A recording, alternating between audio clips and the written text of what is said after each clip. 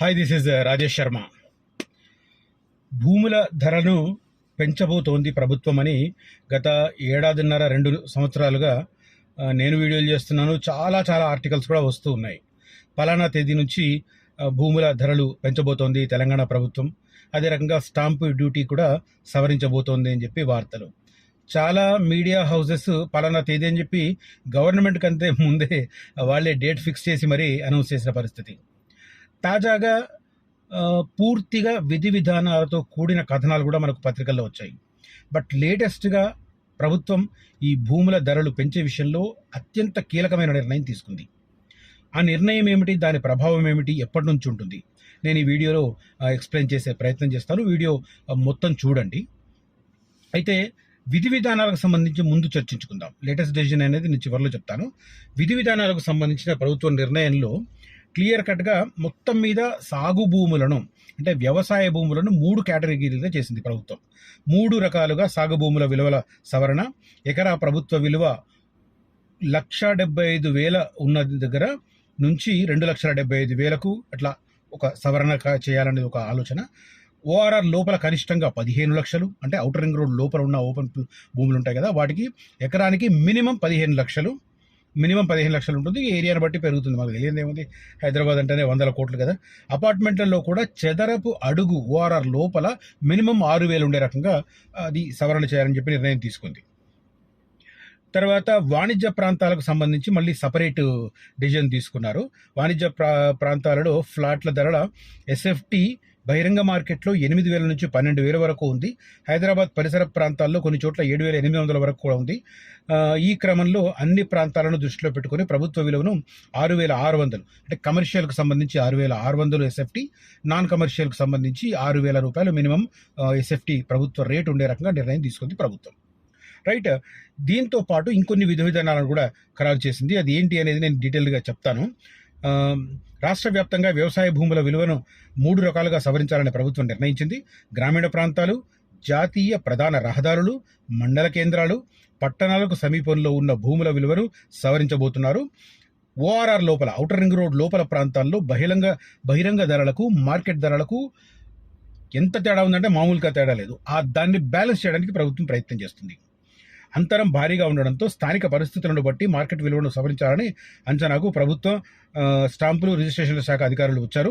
మొత్తంగా సాగు లేని సాగేతర స్థిరాస్తుల విలువను 50% వరకు సవరించబోతున్నారు. దీనికి సంబంధించి స్టాంపులు రిజిస్ట్రేషన్ల శాఖ నిర్ణయించారు. కొద్ది రోజులుగా ఈ విషయంపై కమిషనర్ రాజీవ్ గాంధీ హనుమంతు యంత్రాంగంలో కసరత్తు జరుగుతోంది. రెగ్యులర్గా రెవెన్యూ మంత్రి పొంగులేటి శ్రీనివాసరెడ్డి అధికారులతో సమీక్షలు జరుపుతున్నారు. ఫైనల్ డిసిజన్ తీసుకోవడానికి రంగం సిద్ధమవుతున్న నేపథ్యంలో లేటెస్ట్గా ఫైనల్ డిసిజన్ తీసుకున్నారు. అదేంటనేది నేను చివరిలో చెప్తాను. ప్రస్తుతం మార్కెట్ విలువ ఎకరా ప్రభుత్వ విలువ కనిష్టంగా 1,75,000 ఉండగా దాన్ని మినిమం సైజ్, అంటే మొత్తం రాష్ట్రంలో ఎక్కడైనా కూడా మినిమం ఎకరానికి ప్రభుత్వ వాల్యూ 1,75,000 ఎకరం ఉంది. దాన్ని మినిమం వాల్యూ రాష్ట్ర వ్యాప్తంగా 2,75,000 పెంచబోతున్నారు. ఇదైతే కన్ఫర్మ్. తర్వాత ఓఆర్ఆర్ లోపల ప్రభుత్వ విలువ ఎకరా 8.75 లక్షలు ఉండగా మినిమం 15 lakhs ఉండబోతోంది నెక్స్ట్ టైం నుంచి పెరిగిన తర్వాత. వట్టినాగులపల్లి తదితర ప్రాంతాల్లో ఎకరా 70-80 కోట్లు పలుకుతుంది. మరి కొన్ని చోట్ల 150 కోట్లు కూడా ఉంది. మనం మొన్ననే చెప్పుకున్నాం. ఇప్పుడు రాయదుర్గంలో వేలం వేస్తే 200 కోట్ల మార్కు దాటుతుందట. ఎందుకంటే గవర్నమెంటే బేస్ ప్రైస్ కనిష్ట ధర 179 కోట్లు పెట్టింది. సో గవర్నమెంట్ అంత పెట్టినప్పుడు ఖచ్చితంగా దానిపైన వెళ్తుంది కాబట్టి 200 కోట్లు పలకపోతుంది.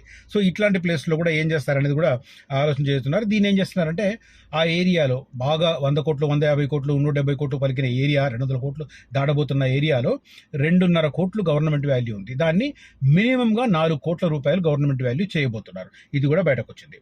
తర్వాత అపార్ట్మెంట్లకు సంబంధించి నేను ఇందాక చెప్పాను, రిజిస్ట్రేషన్ల మార్కెట్ విలువను ప్రభుత్వం సవరించబోతోంది. చదరపు అడుగు విలువ, అంటే ఎస్ఎఫ్టీ విలువ 75% వరకు పెరిగే అవకాశం ఉంది. ప్రస్తుతం చదరపు అడుగు 3,500 నుంచి 4,000 ఉన్న ప్రాంతాలలో మినిమం 6,000 రూపాయలు చేయబోతున్నారు. తర్వాత దీని ద్వారా ప్రభుత్వానికి రాబడి ఎంత వస్తుందని కూడా క్లియర్గా అంచనా వేశారు. స్టాంపులు రిజిస్ట్రేషన్ల శాఖ వార్షిక రాబడి ప్రస్తుతం 15,000 కోట్లు దాటుతుంది. అధికారికంగా హైదరాబాద్ నగర శివార్లలోని భూములు, స్థలాల రిజిస్ట్రేషన్లు, అపార్ట్మెంట్లు, హైరైజ్డ్ భవనాలు, విల్లాల రిజిస్ట్రేషన్ల ద్వారా అధిక ఆదాయం వస్తుంది. అయినప్పటికీ బహిరంగ ధరలకు ప్రభుత్వ విలువకు పెద్ద అంతరం ఉండడం వల్ల 2021, 2022లో చివరిసారి వీటి సవరణ జరిగింది. అదే కేసీఆర్ టైంలో 3 సార్లు సవరణ జరిగింది. మొత్తం 2014 నుంచి 2022 వరకు. దాన్ని బహిరంగ మార్కెట్కి అనుగుణంగా ఈసారి మార్చాలని చెప్పి అనుకుంటున్నారు. ప్రస్తుతం వస్తున్న ఆదాయం కంటే దాదాపు 1,500 నుంచి 2,000 కోట్ల రూపాయల వరకు అధిక ఆదాయం వస్తుందని చెప్పి ప్రభుత్వం అంచనా వేస్తున్నారు. ఇంకొక విలువైన పాయింట్ ఏంటంటే హైదరాబాద్ మహానగరం పరిధిలో ధరలు ఒక్కో ప్రాంతంలో ఒక్కో మాదిరిగా ఉన్నాయి.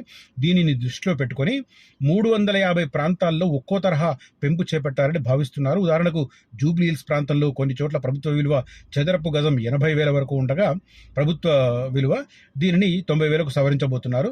నిజానికి అక్కడ చదరపు గజం 4 లక్షలు ఉంటుంది. 4 లక్షలు బహిరంగ మార్కెట్లో ఉంటుంది. కానీ ప్రభుత్వ వాల్యూ 89,000 మాత్రమే పెట్టబోతున్నారు. 90,000 చేస్తారంట. ఇది లేటెస్ట్గా ఉన్నది.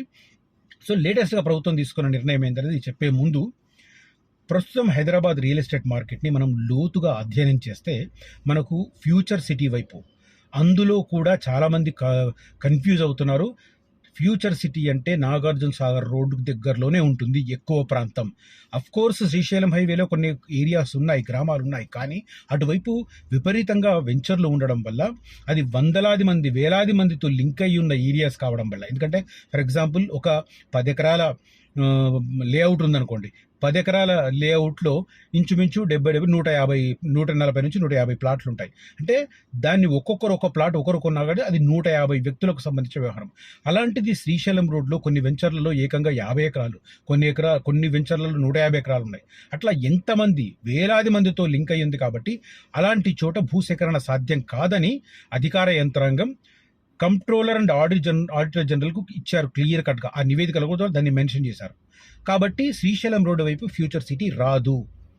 కోర్స్ గ్రామాలు ఉన్నాయి, కానీ ఫ్యూచర్ సిటీలో భాగంగా రాబోతున్న పరిశ్రమలు, కార్పొరేట్ ఆఫీసెస్, ఆ డెవలప్మెంట్, ఆ స్పెషల్ డెవలప్మెంట్ మాత్రం అటువైపు రాదు. కాబట్టి నాగార్జున సాగర్ రోడ్లో ఉన్న యాచారం ఏరియాలో 20 గ్రామాలు, ప్రస్తుతం 16 గ్రామాలు ఉన్నాయి. నెక్స్ట్ ఇంకొక 19 గ్రామాలను FCDAలో కలపబోతున్న నేపథ్యంలో మరో 4 గ్రామాలు యాచారం మండలానికి సంబంధించి ఫ్యూచర్ సిటీలో కలవబోతున్నాయి. సో యాచారం మండలం మొత్తం future city first and second phase దగ్గరగా ఉంటుంది. ఆ ఏరియాలో ఇన్వెస్ట్ చేయడం అనేది మీకు డెఫినెట్గా మంచి అప్రిషియేషన్ వచ్చే 4-5 సంవత్సరాల్లో ఇస్తుంది. Guarantee return. రైట్, నేను అందరికీ చెప్తుంటాను, నేను సజెస్ట్ చేస్తున్న వాటిలో 5 నుంచి 6 సంవత్సరాల్లో ట్రిపుల్ వాల్యూ పెరుగుతుందని చెప్తాను.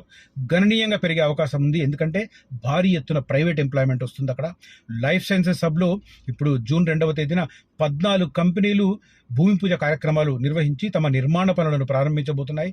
వారికి ప్రభుత్వం నిర్మాణాన్ని పూర్తి చేసి ఆపరేషన్స్ స్టార్ట్ చేయడానికి ఇచ్చిన గడువు 24 నెలలు.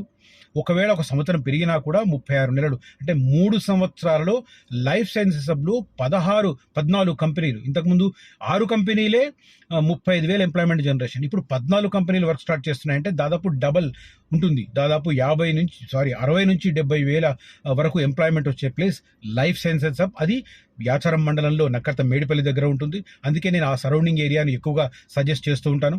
దాంతోపాటు యాచారం మండలానికి లెఫ్ట్ సైడ్ మొండిగౌరెల్లి, చింతపట్ల ఆ మధ్య 820 ఎకరాలలో డ్రోన్స్ మ్యానుఫ్యాక్చరింగ్ హబ్ వస్తుంది. దాంట్లో కూడా దాదాపు 15,000 మంది ఎంప్లాయీస్, ఎందుకంటే 16 కంపెనీలు అక్కడ తమ డ్రోన్స్ మ్యానుఫ్యాక్చరింగ్ యూనిట్లను ఏర్పాటు చేయడానికి ప్రభుత్వంతో ఒప్పందం చేసుకుంటున్నాయి. ఈ నేపథ్యంలో అక్కడ ఒక 15,000 ఎంప్లాయ్మెంట్. ఈ రకంగా దాదాపు 80,000-85,000 ఎంప్లాయ్మెంట్ రాబోతున్నది యాచారం మండలం. అందుకే నేను యాచారం మండలంలో భూములు కొనమని చెప్తూ ఉంటాను. ఆ ఏరియాలో అప్రూవ్డ్ లేఅవుట్లో కావాలనుకున్న వారు నన్ను కాంటాక్ట్ చేయండి. అఫ్కోర్స్ చాలామంది ఓల్డ్ లేఅవుట్లో తక్కువ ధరకు దొరుకుతున్నాయని వెళ్తున్నారు. చాలా పాత రోజుల్లో ఉన్న లిటిగేషన్స్తో లింకప్ అయి ఉన్నాయి ఆ ఓల్డ్ వెంచర్స్. కాబట్టి బీవేర్, నిర్ణయం తీసుకునే ముందు జాగ్రత్తగా ఆలోచించండి. 1కి 10 సార్లు డాక్యుమెంట్స్ చూసుకొని నిర్ణయం తీసుకోండి. కొనొద్దని చెప్పను, ఎందుకంటే చాలామంది రేటు తక్కువ అని చెప్పి అటు వెళ్తుంటారు, ఇరుక్కుపోతుంటారు. ఇందాక కూడా ఒక అతను ఫోన్ చేశాడు నాకు. ఇంకొక పెద్ద మనిషి కూడా ఉన్నారు, ఆయన కూడా అదే పనిగా రీసేల్ ప్లాట్ అని తిరుగుతూ ఉంటారు. ఎక్కడో చోట ఒక జలక్ తింటే అప్పుడు క్లారిటీ వస్తుంది కొత్త వెంచర్లకి పాత వెంచర్లకు ఏంటి తేడా అనేది. రైట్, అది ఎవరి ఇష్టం, ఎవరి బడ్జెట్కి అనుగుణంగా వాడు నిర్ణయాలు తీసుకుంటారు, అది వేరే విషయం. బట్ ఫ్యూచర్ సిటీలో పెద్ద ఎత్తున ప్రైవేట్ ఎంప్లాయ్మెంట్ రాబోతున్న area life sciences hub. So అది ఉన్నది యాచారం మండలంలో. యాచారం మండలంలోని సమీప ప్రాంతాలలో ఉన్న డిటిసిపి అప్రూవ్డ్ లేఅవుట్లు, రెరా సర్టిఫికేషన్ ఉన్నవి, అదే రకంగా ఎఫ్సిడిఏ లిమిట్స్లో ఉన్నవి, ఇంకొద్దిగా దూరం వెళితే హెచ్ఎండిఏ లిమిట్స్లో ఉన్న డిటిసిపి లేఅవుట్లు. ఎందుకంటే మనకు రీజనల్ రింగ్ రోడ్డు కూడా గ్రోత్ కారిడార్ ఉంటుంది కాబట్టి దాని దగ్గరలో ఉన్న వాటిలో కూడా ప్లస్ పాయింట్స్ ఉంటాయి. సో వీటన్నింటిని దృష్టిలో పెట్టుకుని ఆ ఏరియా నేను సజెస్ట్ చేస్తూ ఉంటాను. ఆ ఏరియాలో ఇన్వెస్ట్ చేస్తామనుకున్న వాళ్ళు మాత్రం కనిపిస్తున్న నెంబర్లో కాంటాక్ట్ చేయండి. రైట్, ఇక మొదటి నుంచి ఊరిస్తున్న అంశం చెప్పాలి కదా. ఈ భూముల ధరల పెంపుకు సంబంధించి లేటెస్ట్గా ప్రభుత్వం తీసుకున్న నిర్ణయం ఏమిటి అనేది కొద్దిగా డిలే చేశాను కదా, లాగ్ చేశాను కదా, ప్లీజ్ డోంట్ మైండ్. యాక్చువల్గా ఏంటంటే మే 28వ తేదీ నుంచి ఈ పెరిగిన భూముల ధరలను అమలు చేయాలని ప్రభుత్వం నిర్ణయం తీసుకుంది. ఫస్ట్ తీసుకున్న నిర్ణయం ప్రకారం మే 26వ తేదీనే, అంటే ఇవాళ ఈ రికార్డ్ చేస్తున్న టైం మే 26, ఈ రోజు నుంచే పెంపాలనుకున్నారు. కానీ కొన్ని ఇష్యూస్ రావడం వల్ల 28 నుంచి ఈ పెంచిన రేట్లు అమల్లోకి తీసుకురావాలని నిర్ణయం తీసుకున్నారు.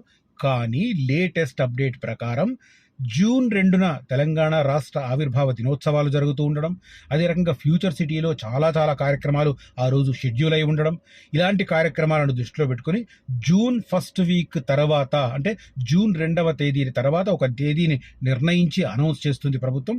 ఆ రోజు నుంచి, అంటే జూన్ 1st వీక్ తర్వాత ఒక రోజు నుంచి ఈ ప్రభుత్వ భూములకు సంబంధించిన ధరల పెరుగుదల అమల్లోకి రాబోతోంది. స్టాంప్ డ్యూటీ సవరణ కూడా అమల్లోకి రాబోతోంది.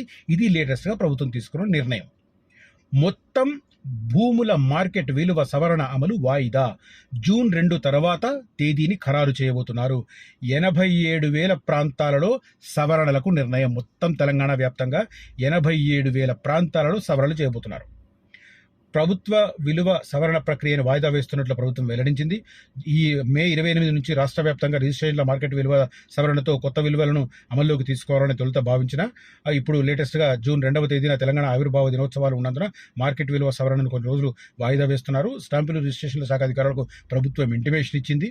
జిల్లాల నుంచి వచ్చిన వాటన్నిటి ప్రకారం పూర్తి స్థాయి దస్త్రం ప్రిపేర్ చేసిన తర్వాత ఈ నిర్ణయానికి వచ్చారు అనేది లేటెస్ట్ అప్డేట్. సో మే 28వ తేదీ నుంచి భూముల ధరల పెంపుదల అమల్లోకి రావడం లేదు.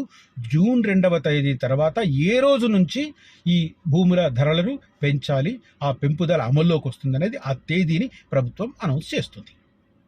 రైట్, ఈ ఇన్ఫర్మేషన్, ఈ సమాచారం కనుక మీకు నచ్చితే ఈ వీడియోను లైక్ చేయండి, నలుగురితో ఈ వీడియోను పంచుకోండి. Thank you so much for watching this video. Signing off, Rajesh Sharma. Jai Hind.